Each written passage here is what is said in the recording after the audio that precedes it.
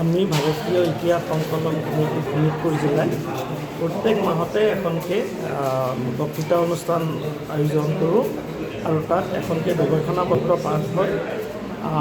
আজি আমি সতী সাধিনী দিৱসৰ লগত সংগতি ৰাখি সেই দিৱসটো পালন কৰিছোঁ আৰু লগতে সতী সাধিনীৰ বিষয়ে আমাৰ মাজত এখন গৱেষণা পত্ৰ পাঠ কৰিছে ডক্টৰ নিৰঞ্জন দাস, তেখেতে ছিনিয়ৰ ফেল' ICSSR। গতিকে আমি সতী সাধিনীৰ বিষয়ে আলোচনা কৰিছোঁ।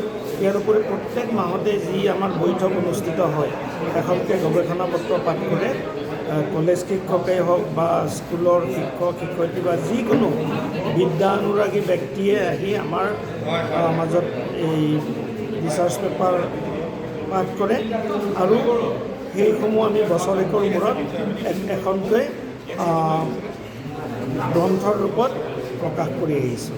আৰু শোণিতপুৰ জিলাই আমাৰ সৰ্বভাৰতীয় এইটো আমাৰ এটা নিৰ্দেশ আছিল যে সকলো জিলাই প্ৰত্যেক মাহতে এই সভাখন অনুষ্ঠিত কৰিব লাগে, বক্তৃতা অনুষ্ঠানটো। কিন্তু কোনো ক্ষেত্ৰত অনুষ্ঠিত হোৱা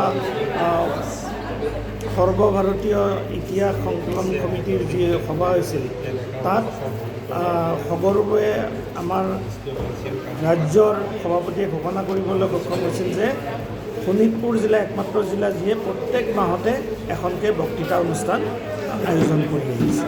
আৰু সেই ক্ষেত্ৰত আমি আগলৈকো প্ৰচেষ্টা চলাই যাম আৰু আমি একান্তভাৱে বিচাৰোঁ যে আমি সকলোৱে এখন আমাৰ ভাৰতীয় ইতিহাসৰ বিষয়ে আমাৰ সকলো ছাত্ৰ ছাত্ৰীৰে এটা ভাল ধাৰণা, যিটো শুদ্ধ ধাৰণা এটা থকা উচিত।